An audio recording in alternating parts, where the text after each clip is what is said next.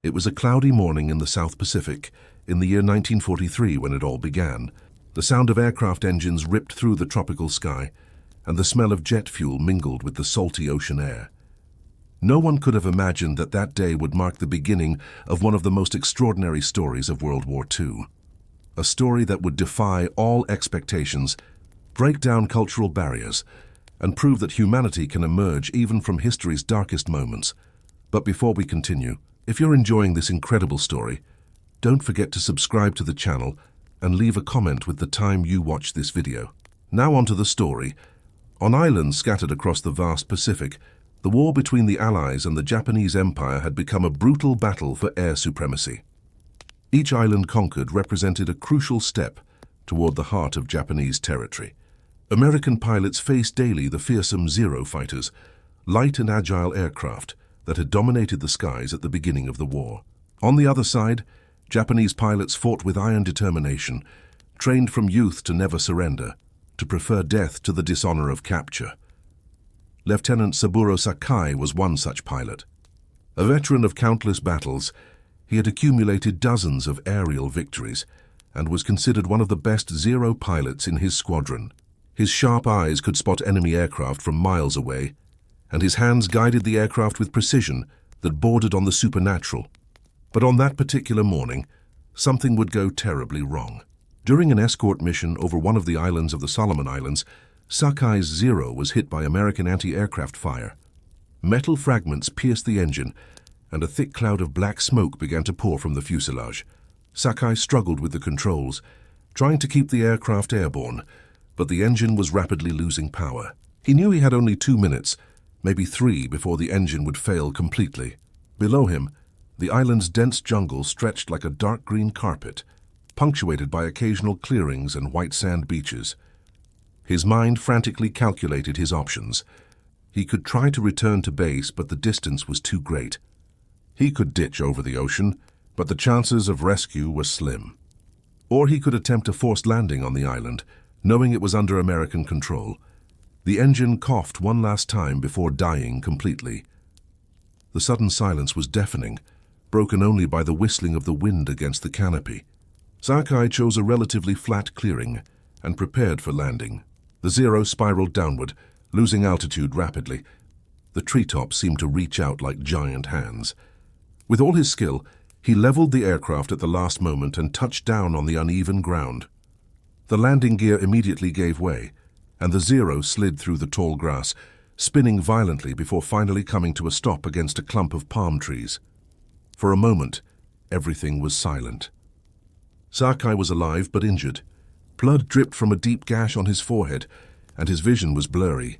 He knew he had to get out of the aircraft before it exploded, or before the Americans arrived, but his body wouldn't respond to his commands. The pain was intense, and exhaustion from the battle finally overcame him. He lost consciousness, still trapped in the wreckage of his beloved Zero. When he awoke, he was on a stretcher being carried by American soldiers. His first instinct was to resist, but his hands were tied and his body was too weak. He expected the worst. Everything he had learned about the Americans suggested he would be tortured, executed, or at best sent to a prison camp where he would be treated brutally. The Bushido code instilled in him since childhood dictated that he should have died before being captured. Shame weighed on his shoulders like a stone, but something strange happened. Instead of brutality, he found medical treatment. An army doctor, a middle-aged man with round glasses and gentle hands, carefully examined his wounds. As he cleaned the cut on his forehead, the doctor spoke in a calm, almost comforting tone, though Sakai couldn't understand the words. There was something in the way the doctor worked that conveyed professional respect, not hatred or contempt. For the first time since his capture, Sakai felt a small spark of hope that he might survive. He was transferred to a temporary prison camp on the island, a collection of tents surrounded by barbed wire, where other Japanese prisoners were held. But something about Sakai caught the attention of American interrogators. They realized from the patches on his uniform and the documentation found in his aircraft that he was an experienced pilot.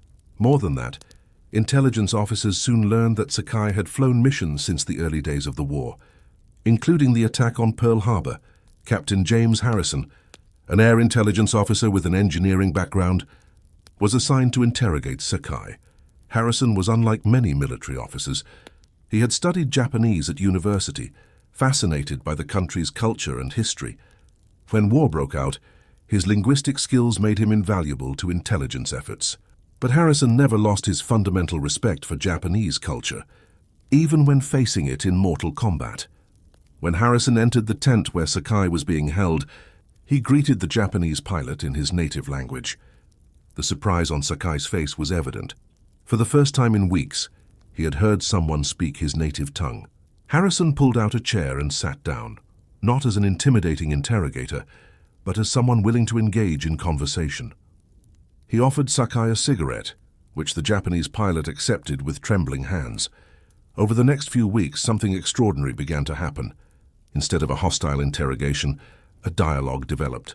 Harrison asked questions about air tactics, the Zero's performance, and Japanese pilot training. Sakai, initially reluctant, began to answer. Not because he was betraying his country, but because he realized Harrison had a genuine professional interest in aviation. They weren't just talking about war, they were talking about the art of flying, the beauty and terror of aerial combat, the deep connection every pilot feels with their machine. Harrison noticed something in Sakai that went beyond a mere prisoner of war. He saw a man passionate about aviation, someone who understood aircraft not just as weapons, but as extensions of himself. An idea began to form in Harrison's mind, an idea so audacious that he initially dismissed it as madness. But the more he talked with Sakai, the more the idea grew in his mind. The Americans had captured several Zero fighters throughout the war, and some had been sent back to the United States for testing and analysis. But having a pilot who truly understood the aircraft, who had flown hundreds of combat hours in it, would be invaluable in training American pilots on how to defeat the Zero. And more than that, Harrison began to imagine something even more radical. What if they could show Sakai how the Americans flew? What if they could exchange knowledge that would benefit mutual understanding of combat aviation? Harrison took his idea to his superiors, and the initial reaction was shock and rejection.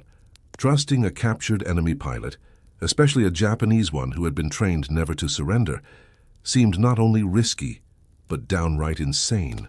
But Harrison persistently argued.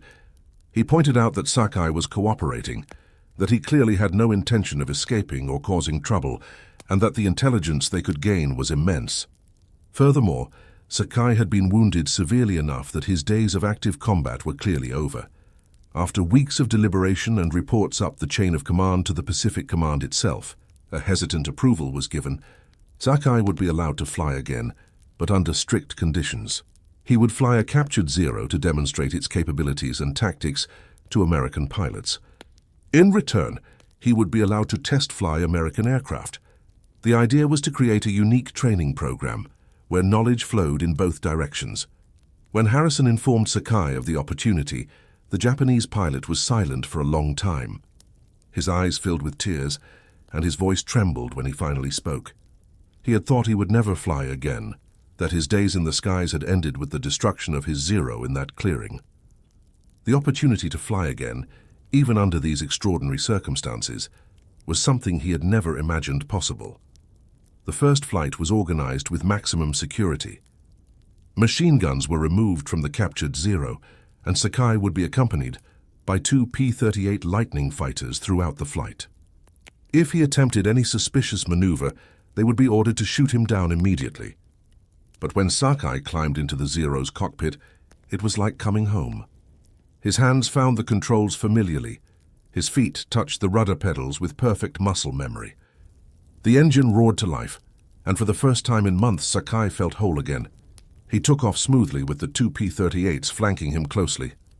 In the air, Sakai began demonstrating the Zero's capabilities.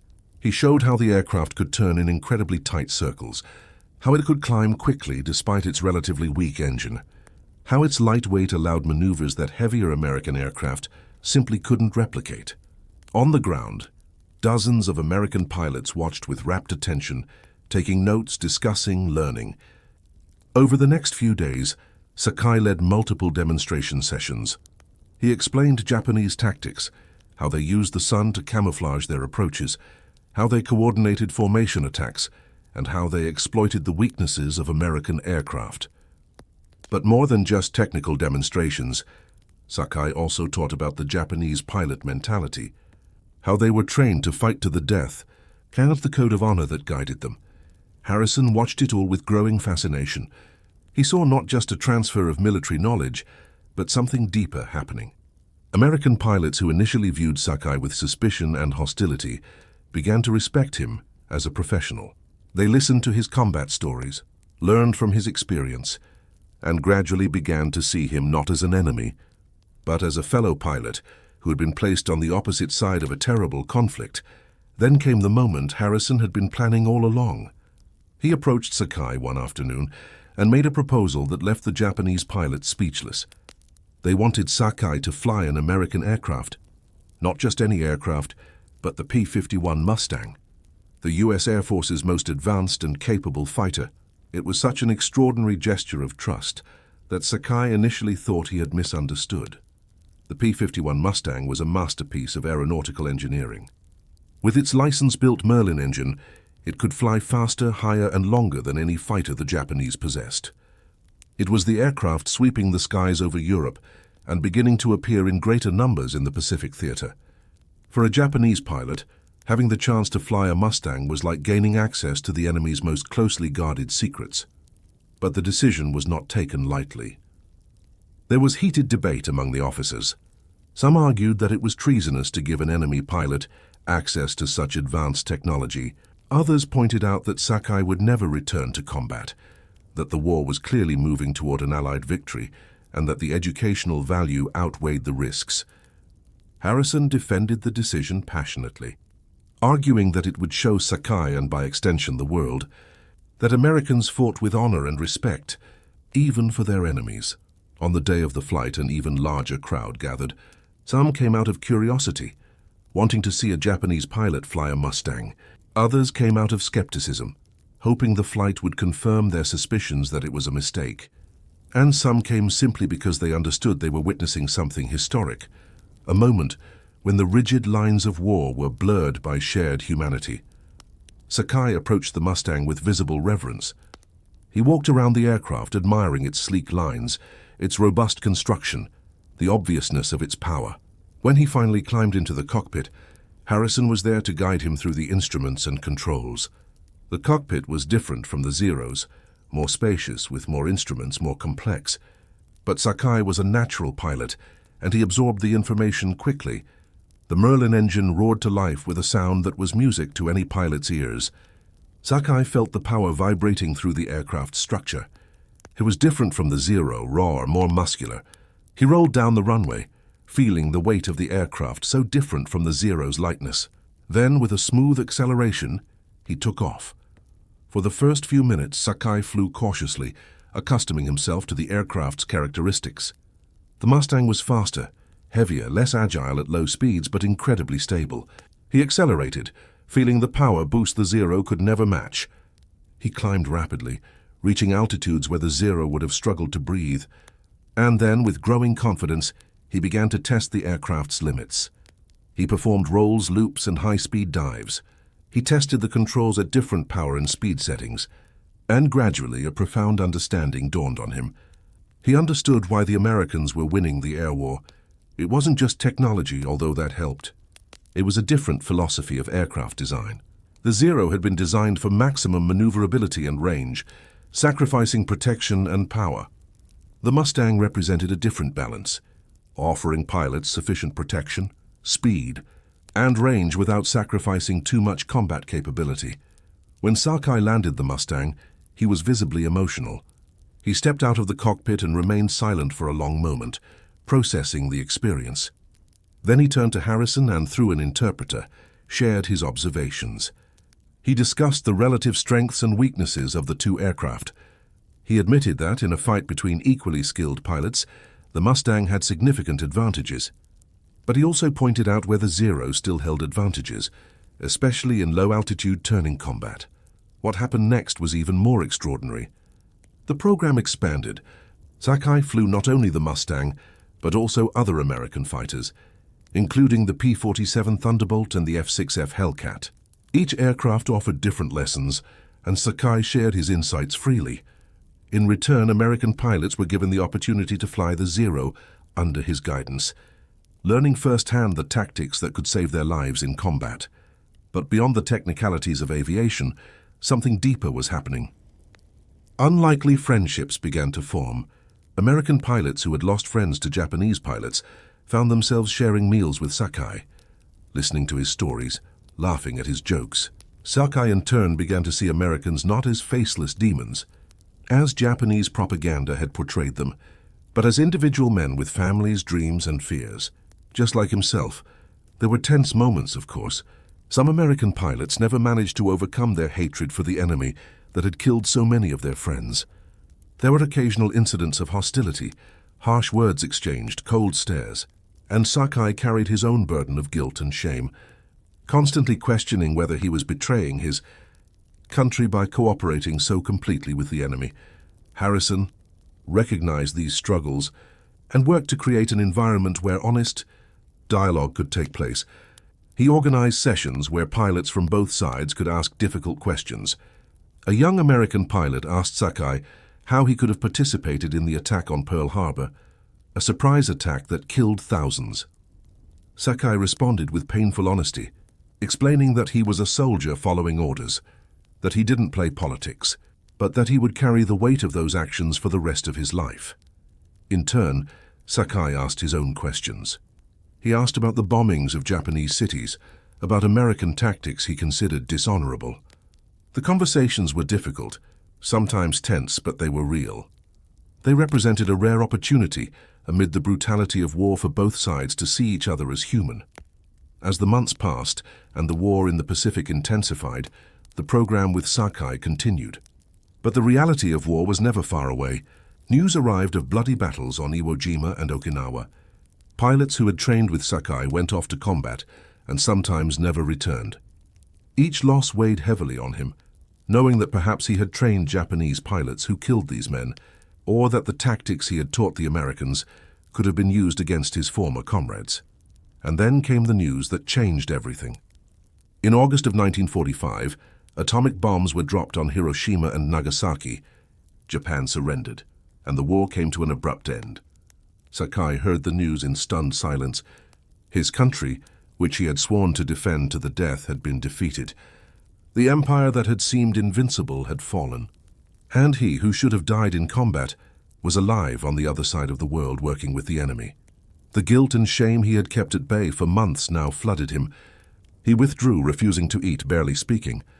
Harrison found him one night, sitting alone, gazing at the stars. They sat in silence for a long time before Harrison spoke. He offered no empty platitudes or easy, comforting words. Instead, he shared his own struggle with the morality of war, his own guilt over the lives lost, his own questions about whether the end justified the means. Gradually, Sakai began to speak. He shared memories of his childhood in Japan, of his training as a pilot, of friends lost in battle. He spoke of the weight of carrying responsibility for lives lost in combat, of the impossibility of reconciling a soldier's duty with a man's conscience. And he spoke of how his perspective had changed through his months with the Americans, how he had come to see the war differently. What would happen to Sakai after the war was an open question. Technically, he was a prisoner of war, and under the terms of the surrender, he was supposed to be repatriated to Japan. But the unique circumstances of his case created complications. He had cooperated extensively with the Americans, sharing military secrets. If this became known in Japan, he could be seen as a traitor, facing execution or at best complete social disgrace. Harrison and other officials debated what to do. Some suggested Sakai could remain in the United States, perhaps eventually obtaining citizenship. Others argued that he should return to Japan, but with protection and support to rebuild his life. Sakai, when consulted, expressed his desire to return home. Despite everything, despite the defeat and shame, it was his country, his people, his culture. He could not imagine spending the rest of his life in exile, no matter how kindly he had been treated. The arrangements were carefully made. The full story of Sakai's cooperation was classified, and only a sanitized official account was prepared. He would be returned to Japan as a regular prisoner of war, with no mention of his unique role. Harrison ensured that Sakai had proper documentation and even some financial resources to help him get started again. The day of departure was difficult. Pilots who had trained with Sakai came to say goodbye.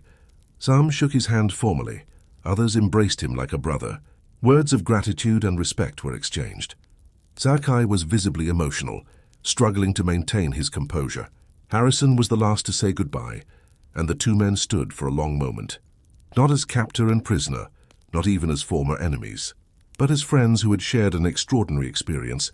Sakai returned to a devastated Japan. Cities lay in ruins, the economy was destroyed, and the population struggled to survive. He was reunited with his family, who were stunned by his survival. Many pilots never returned, and those who did were often viewed with a mixture of pity and embarrassment. The warrior pride that had defined military Japan was gone, replaced by a quiet determination to rebuild. Sakai struggled to adjust. The skill that had defined his life, flying fighter jets, was no longer useful. He took on various jobs, working as a laborer, as a salesman, struggling to survive like millions of other veterans.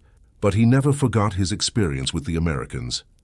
It had fundamentally changed his worldview, opening his mind to perspectives he had never considered.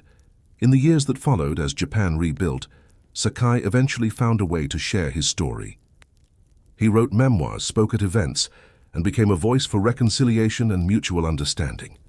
He never glorified war, but spoke honestly about his experiences, both the glory and thrill of aerial combat and the horror and tragedy of war. And he kept in touch with Harrison. Letters crossed the Pacific, sharing updates on lives, families, and changes in their respective countries. In 1978, more than 3 decades after the end of the war, they finally met in person. Harrison traveled to Japan, and he and Sakai spent days talking, reminiscing, and reflecting on the extraordinary event that had brought them together. During that visit, they made a pilgrimage together. They traveled to an aviation museum where a restored Zero was on display. Sakai stood before the aircraft for a long time, memories flooding back. He pointed out design features, shared stories of missions flown in similar aircraft, and then he commented on something Harrison never forgot. He said the Zero represented the best and worst of his country in wartime.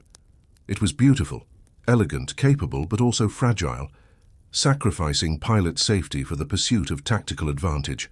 It was a metaphor for Japan itself, which had achieved so much, but at the terrible cost to its people. They also visited the spot where Sakai had crash-landed his wounded Zero that fateful morning in 1943. The clearing was now overgrown, almost unrecognizable. But as they stood there, both men reflected on how that moment of chance had led to something so improbable. If Sakai's engine had held out a few more minutes, if he had attempted an ocean rescue, if the American soldiers who found him had been less compassionate, if Harrison hadn't spoken Japanese, if any of dozens of small variables had been different, the extraordinary story of their friendship would never have happened. The story of Sakai and his time flying American aircraft remained largely classified for decades. It was only in the 1980s and 1990s, when war documents began to be declassified and veterans began sharing their stories more openly, that the full extent of the program came to light. Historians were fascinated. Here was an example of cooperation across enemy lines that challenged conventional narratives of total war and unrelenting hatred. Some criticized the decision to allow Sakai to fly American aircraft, arguing that it was reckless and potentially dangerous. Others saw him as a shining example of how even in war there is room for human understanding and intellectual exchange. The debate continued among academics and military historians, but for those who were there, for the pilots who trained with Sakai, for the base personnel who witnessed the training sessions, there was no ambiguity. They had seen firsthand how knowing the enemy as a person, rather than a stereotype, changed everything. Many of these men carried these lessons into their civilian lives, becoming advocates of diplomacy, of cultural understanding, of peaceful conflict resolution whenever possible. Sakai lived into his 80s, spending his final decades as a respected elder in the aviation community and an advocate for peace. He spoke at schools, wrote books, and participated in international conferences. He never shied away from his actions during the war, but neither did he glorify them. Instead, he used his experiences as teaching lessons about the costs of war and the value of empathy and understanding. When Sakai died in 2000, death notices appeared in newspapers around the world. Veteran pilots from both sides of the Pacific paid their respects. Harrison, then in his 80s and in poor health, was unable to travel to Japan for the funeral, but he sent a heartfelt message that was read at the ceremony. In it, he described Sakai as not only a brilliant pilot but a man of deep integrity who had helped build bridges between former enemies. The story of the captured Japanese pilot who flew a P-51 Mustang remains one of the most fascinating anecdotes of World War II. It's a story that reminds us that even in the darkest moments, when nations are locked in deadly conflict, individual humanity can emerge. It's a story about courage not just in combat, but the courage to see beyond propaganda and hatred to recognize our shared humanity. For students of military history, history offers valuable lessons about the importance of understanding your adversary, not just their technical capabilities, but also their culture, mindset, and motivations. The program that brought Sakai and American pilots together produced invaluable intelligence that saved lives and improved combat tactics. But more than that, it demonstrated that even adversaries can learn from each other, can respect each other as professionals, and can find common ground amidst conflict. For students of human relations, history offers something equally valuable. It shows how face-to-face encounters, honest conversations, and shared experiences can break down even the most entrenched barriers of prejudice and hatred. When Sakai and the American pilots sat together, sharing meals and stories, they could no longer see each other as abstractions or propaganda caricatures. They became real individuals with real stories. Harrison, reflecting on his experience decades later, observed that war creates a dangerous tendency to dehumanize the enemy. It's easier to kill, it's easier to hate, when you don't see the person on the other side as fully human. But once you know them, once you hear their stories, see their family photographs, share a laugh over something trivial, everything changes. Military duty remains, but the profound understanding that you are fighting against other human beings who love, fear, and dream just like you makes the weight of war that much heavier. This understanding shaped Harrison's personal philosophy on international conflict for the rest of his life. He became a vocal advocate for cultural exchange programs, people-to-people diplomacy, and anything that could bring people from opposing nations together under peaceful circumstances. He believed, based on his experience with Sakai, that if more people had opportunities to truly experience those from other cultures, many conflicts could be avoided entirely. Sakai shared these views. In his post-war lectures and writings, he frequently emphasized that the war he had fought was not between the Japanese and American peoples, but between governments, between ideologies, between military machines. The individual pilots on both sides were simply young men doing what their nations required of them. Recognizing this did not diminish the seriousness of the war or absolve anyone of responsibility for their actions, but it did provide a more nuanced framework for understanding the conflict. A particularly remarkable aspect of Sakai's story is how it challenges the monolithic narrative often applied to the Japanese soldiers of World War II. Western propaganda portrayed them as faceless fanatics, willing to die without hesitation for their emperor.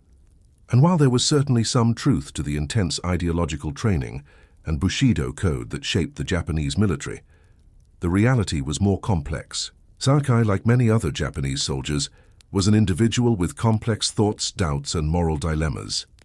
His decision to cooperate with the Americans was not a simple betrayal of his principles, but a complex evolution of understanding.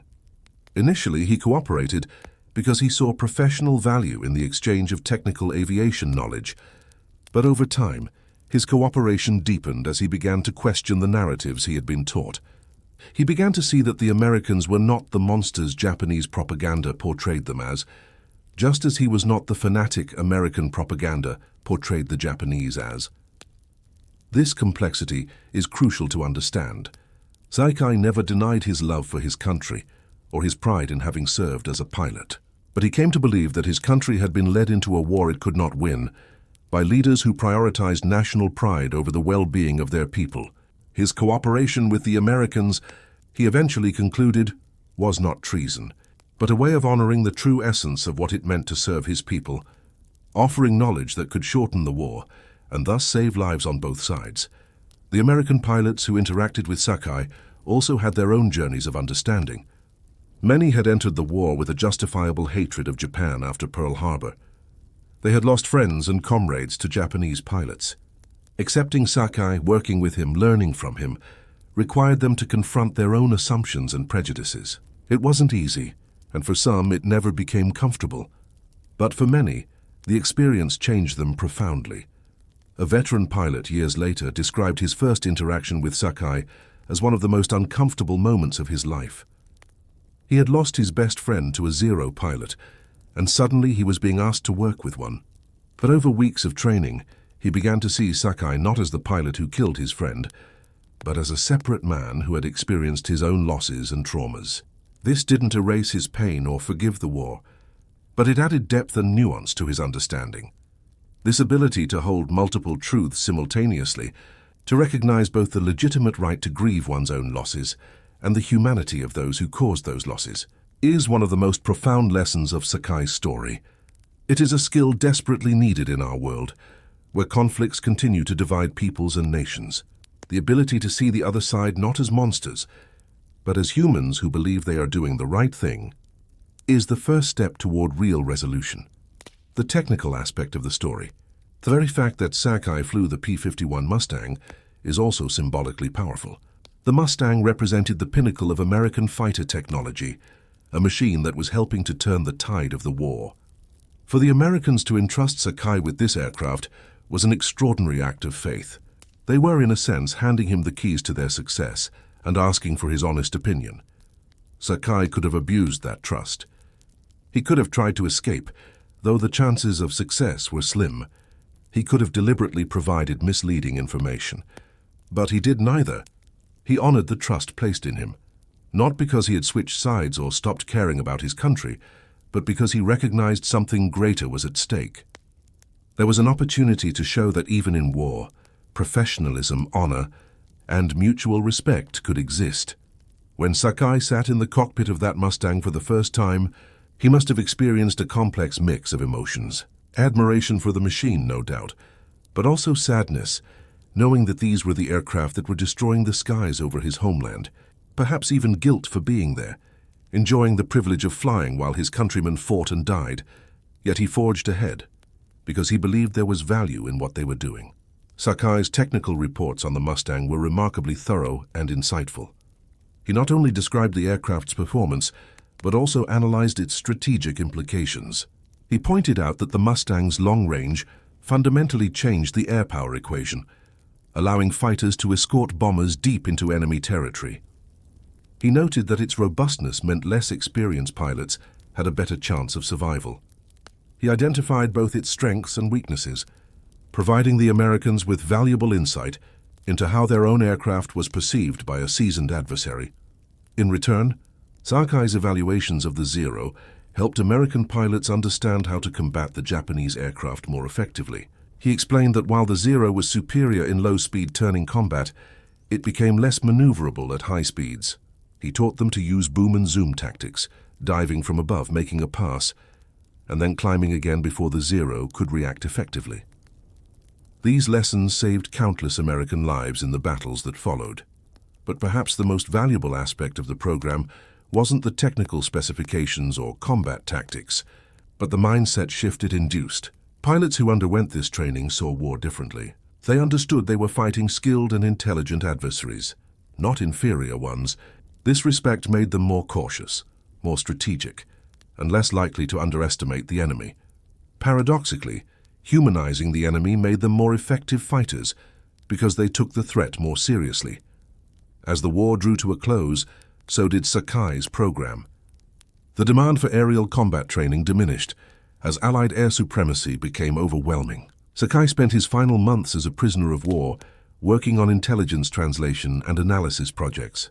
He had become in many ways a member of the base community, respected and by some even beloved. The farewell, when it finally came, was bittersweet. There was relief that the war was over, joy at the prospect of returning home, but also sadness at leaving people who had become friends. Sakai expressed deep gratitude to Harrison and all who had treated him with humanity and respect. He promised never to forget the lessons he had learned, both about aviation and about humanity. Sakai's return to Japan was challenging in ways he hadn't fully anticipated. He found a country physically devastated, but also psychologically traumatized. Japanese national identity had been built on concepts of martial superiority and divine destiny. Complete defeat shattered these narratives, leaving a void that needed to be filled with new understandings. Sakai, with his unique perspective of having seen the war from both sides, was in a position to contribute to this reconstruction of identity. In the early post-war years, he kept a low profile, focusing on basic survival. The Japanese economy was in ruins, and simply finding enough food was a daily challenge. But as the country began to stabilize under American occupation, opportunities began to emerge. Sakai eventually found work in civil aviation, helping to rebuild Japan's aviation industry, this time for peaceful purposes. It was during this period that he began writing his memoirs. The process of committing his experiences to paper was cathartic but also difficult. He struggled with how to present his cooperation with the Americans. Would it be misinterpreted as treason? Would it be understood in the context in which it occurred? He decided to be completely honest, letting readers draw their own conclusions. When his memoirs were first published in Japan in the 1950s, the reaction was mixed. Some veterans criticized him for cooperating with the enemy. Others praised him for his honesty and for providing a unique perspective on the war. The younger generation, desperate to understand what their parents had gone through, devoured the book. It became a bestseller, helping to shape post-war Japanese understanding of the conflict. The English translation of his memoirs, published decades later with Harrison's help, brought Sakai's story to a Western audience. American readers were captivated by this insider's perspective on the Japanese war machine, but also by the story of human connection it contained. The book found a particular appeal among veterans, both those who had fought in the Pacific and those from other conflicts, who recognized in its pages universal truths about war and humanity. Sakai and Harrison faithfully maintained their correspondence over the decades. Their letters ranged from mundane updates on family and work to profound philosophical discussions on the nature of war, honor, and reconciliation. Harrison carefully preserved these letters, and they now reside in a military archive, available to researchers studying post-war U.S.-Japan relations. A recurring theme in their correspondence was the question of whether something like their training program could or should be replicated in future conflicts. Both men acknowledged that the circumstances had been unique, that it had been possible partly because the war was clearly coming to an end, partly because of the specific personalities involved, and partly because of sheer luck. But they also believed that the underlying principles, respect for the adversary, a willingness to learn from the enemy, and a recognition of shared humanity, were universally applicable. Harrison, working in various military intelligence roles in the post-war period, attempted to incorporate these lessons into training programs. He advocated for greater emphasis on cultural and linguistic study, arguing that understanding one's adversary was as important as understanding their military capabilities. Not all of his ideas were adopted, but some were, and he believed he had made a difference, however small. Sakai, for his part, became an influential voice in Japan's post-war debates over the country's identity. He argued that Japan should embrace its new pacifist constitution, not as a forced surrender, but as a conscious evolution beyond the militarism that had brought so much suffering. He spoke of how his experience with the Americans had shown that strength came not only from military power, but from intellectual openness, a willingness to learn, and respect for others. These positions did not always make him popular. Post-war Japan was divided between those who wanted to fully embrace the democratic reforms imposed by the American occupation and those who saw them as a foreign humiliation imposed on a defeated people. Sakai carefully navigated these divisions, trying to honor Japanese tradition while advocating for progressive change. His growing visibility eventually led to invitations to speak internationally. He traveled to the United States several times, speaking at military bases, universities, and veterans organizations. These events were often emotionally charged. American veterans who had fought against Japanese pilots came to hear him, some with continued hostility, some with curiosity, some with forgiveness in their hearts. A particularly memorable event occurred in the 1970s, when Sakai spoke at a reunion of veteran U.S. Navy pilots. After his talk, an elderly man approached him. The man explained that he had shot down a Zero over Guadalcanal in 1942, and the Japanese pilot had died. For decades, he had carried guilt over that death, waking from nightmares where he saw the pilot's face. Meeting Sakai, hearing his stories, somehow brought closure. He could imagine that the pilot he had killed was like Sakai, a real person with a real life, and somehow that made the weight easier to bear. Sakai embraced the man, both of them crying. In that moment, decades of pain and guilt found some measure of resolution. It wasn't forgiveness exactly, nor absolution, but it was a mutual recognition of the terrible toll the war had taken on both of them, even the survivor, and a shared understanding that they had both been trapped in circumstances beyond their control. These moments of human connection happened repeatedly when Sakai met American veterans. They didn't always end in hugs and tears. Sometimes there was lingering anger, wounds that couldn't heal.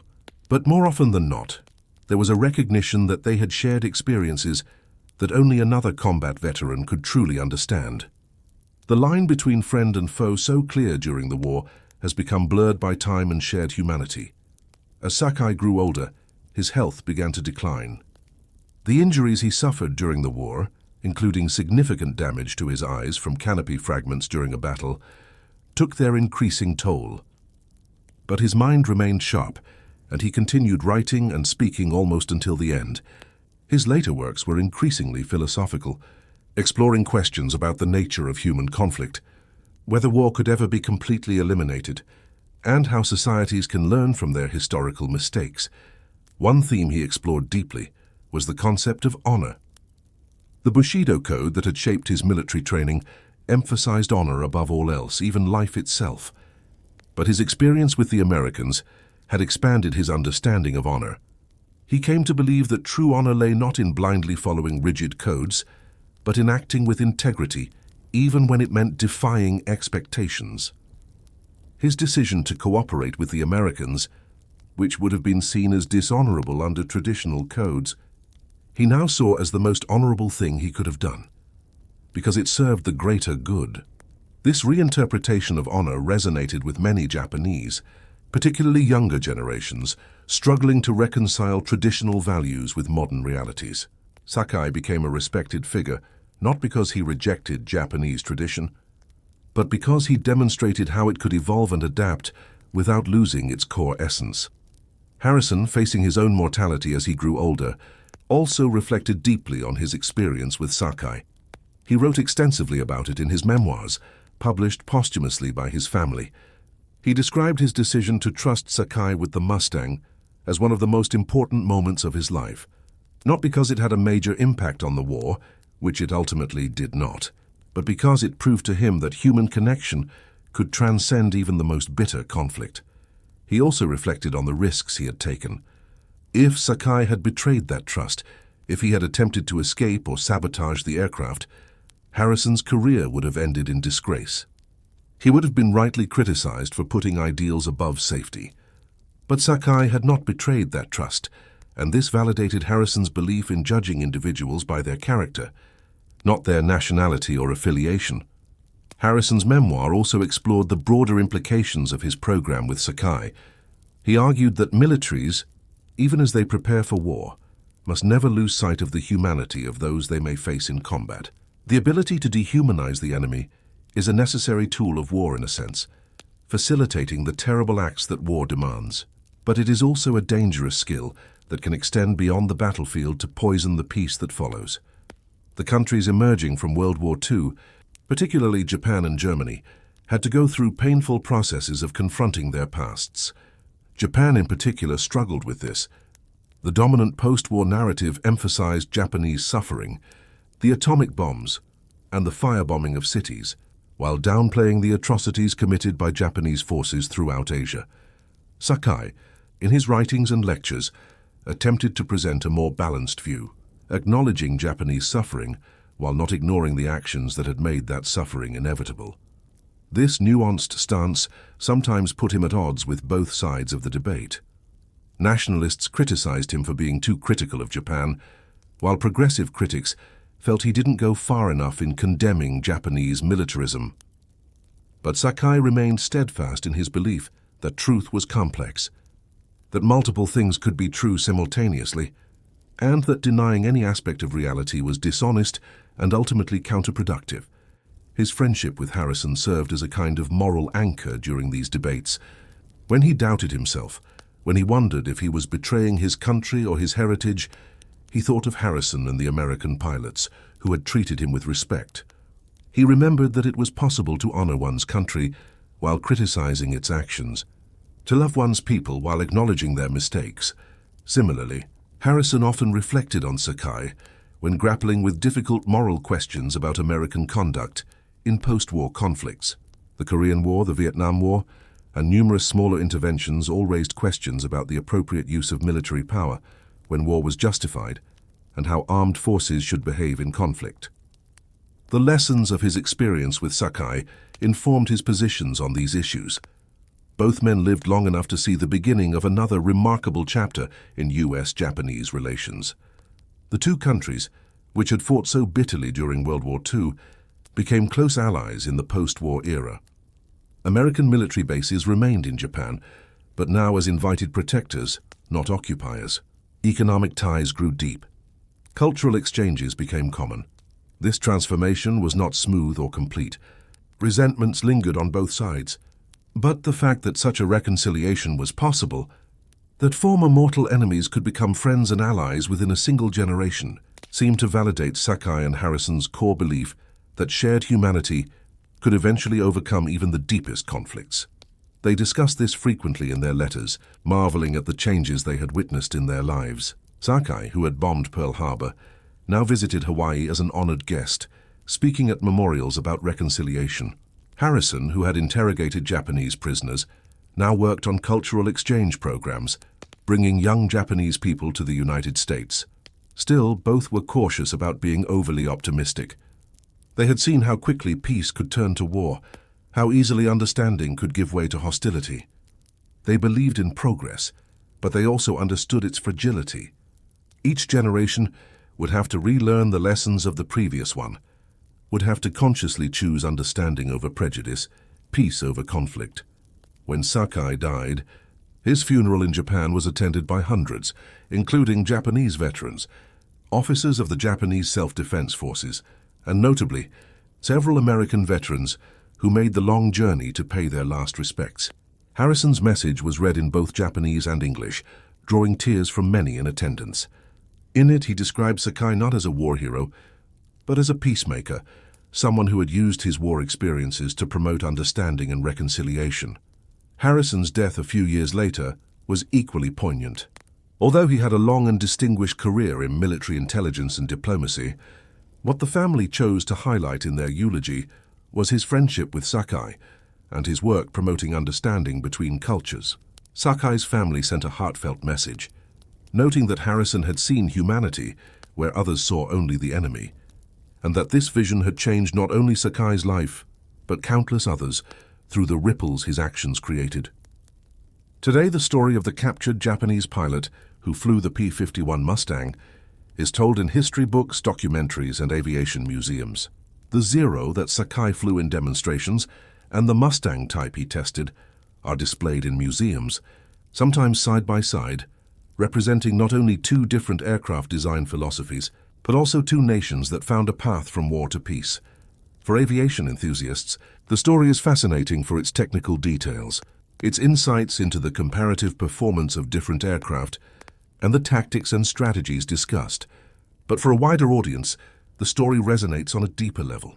It's a story about choosing to see the humanity in your enemy, about the courage to trust when trust seems impossible, about the possibility of connection even in the most unlikely circumstances. The lessons of Sakai's story remain relevant today. In a world still marked by conflict, where different cultures and nations often view each other with suspicion and hostility, the example of Sakai and Harrison offers a different model. It shows that it is possible to recognize genuine differences, even fundamental oppositions, while still respecting the basic humanity of those on the other side. It's not a simple or easy solution. It would have been much easier for the Americans to simply arrest Sakai without engaging him beyond basic interrogation. It would have been easier for Sakai to refuse cooperation, to maintain an uncompromising silence, as so many Japanese prisoners did. Both sides chose the more difficult path of genuine engagement, honest dialogue, and a willingness to see the other's perspective. And that choice made all the difference. It saved lives through improved combat tactics. It built bridges of understanding that lasted decades. It provided a model for how former enemies could reconcile. But perhaps most importantly, it proved that even in the midst of the most destructive war the world had ever seen, humanity could emerge, connection could happen, understanding could grow. When we look back through the decades to that remarkable day when a captured Japanese pilot first sat in the cockpit of an American P-51 Mustang, we see more than just a curious moment in history. We see an act of extraordinary courage on both sides. The Americans' courage to trust, Sakai's courage to accept that trust. We see a recognition that even in war, there is room for honor, respect, and shared humanity. The story of Sakai and Harrison's meeting, the extraordinary program they created together, and the lifelong friendship that emerged from the most unlikely circumstances remains a testament to the fact that hope always exists, that bridges can be built across the deepest chasms, that former enemies can become friends, that shared humanity, when recognized and honored, is stronger than any force that divides us. And perhaps this is the most important lesson of all. In a world that often seems irreparably divided by conflict, where different groups view each other with hatred and suspicion, where violence seems the only response to differences, Sakai's story reminds us that there is another way, that we can choose to see the humanity in our adversaries, that we can choose to build bridges instead of walls, that we can choose understanding over prejudice. It's not easy, it's not simple, it doesn't solve every problem, but it is possible. And sometimes, just sometimes, that possibility is enough to make all the difference in the world. When we look at this extraordinary story, we can see something greater at work beyond human decisions. Perhaps it was providence. Perhaps it was the Lord God guiding events so that even amid the chaos and destruction of war, moments of grace and reconciliation could emerge. How Sakai survived the crash landing. How he found officers willing to see him as a person and not just an enemy. How a series of unlikely coincidences aligned to create this unique opportunity. All of this suggests that sometimes there are forces beyond our comprehension working for good. Sakai, in his later reflections, often marveled at the improbability of it all. He spoke of how he felt he had been spared for a purpose, that his survival was no accident, but a calling to use his experiences to promote peace and understanding. He saw the hand of the Lord God in his journey, transforming what could have been just another tragedy of war into a story of hope and reconciliation. This spiritual dimension of the story reminds us that even in our darkest moments, even when all seems lost, there is always room for redemption, always the possibility that something beautiful can emerge from suffering. Sakai and Harrison's story is ultimately a story about the human capacity to transcend hatred and find connection, but also about how this capacity is often aided by something greater than ourselves.